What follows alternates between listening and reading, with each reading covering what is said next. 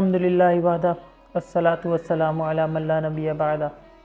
ہمارے پچھلے سیشن کے اندر ہم نے بیت المقدس کے حوالے سے ایک مختصر سی تاریخ سنی تھی،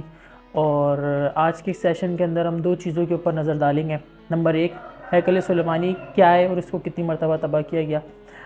اور نمبر دو،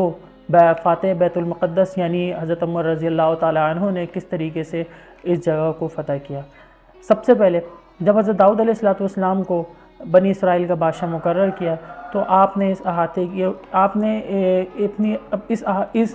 یروشلم شہر کو دارالخلافہ بنایا، اور اس کا نام بھی آپ علیہ السلام نے رکھا۔ آپ کی وفات کے بعد حضرت سلیمان علیہ السلام کو بنی اسرائیل کا بادشاہ مقرر کیا گیا، اور آپ نے یروشلم کے اندر ایک عبادت گاہ تعمیر کی۔ یہ عبادت گاہ اسی احاطے کی تعمیر نو تھی جو حضرت آدم علیہ السلام نے کی تھی۔ اس کا کل احاطہ وہ ہے جسے آج حرم شریف کہتے ہیں۔ حضرت سلیمان علیہ السلام کی وفات کے بعد آپ کی ریاست دو حصوں میں تقسیم ہو گئی، ایک شمالی سامر اور دوسرا جنوبی ریاست یہود کے نام سے۔ جب یہ دونوں ریاستیں آپس میں لڑ کے بہت زیادہ کمزور ہو گئیں تو یروشلم کے اوپر بخت نصر نے حملہ کیا اور یروشلم کو فتح کیا، اور فتح کرنے کے نتیجے کے اندر اس پورے شہر کو تباہ کر دیا، اور اس عبادت گاہ کو بھی شہید کر دیا، یعنی تباہ کر دیا، اور 1000 یہودیوں کو غلام بنا کر لے گیا۔ اس کی تعمیر پھر ذوالقرنین نے، جو ایران کا بادشاہ تھا، اس نے جب اس شہر کو آ کے فتح کیا تو اس نے پھر دوبارہ یہودیوں کو اس جگہ آباد کیا اور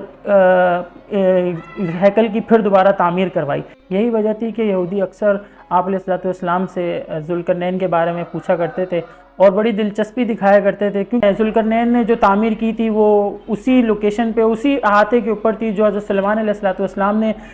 تعمیر کی تھی، اور وہ یہ سمجھتے تھے کہ یہ جو ہے حضرت سلیمان علیہ السلام کا محسن ہے۔ پھر اس کی تعمیر پھر اس کو تباہ جو ہے وہ رومی بادشاہ ٹائٹوس نے کیا۔ اچھا، اس نے جو ہے تباہ کیا، اور اس نے جب یروشلم پہ حملہ کیا اور اس پورے شہر کو تباہ کرنے کے بعد صرف ایک دیوار ہیکل کی چھوڑ دی،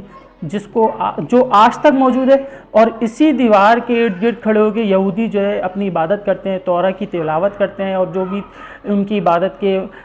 معاملات ہیں اس کو کرتے ہیں، اور یہ عزم کرتے ہیں کہ وہ پھر دوبارہ ہیکل کی تعمیر کریں گے، اور اس دیوار کو دیوار گریہ کے نام سے جانا جاتا ہے۔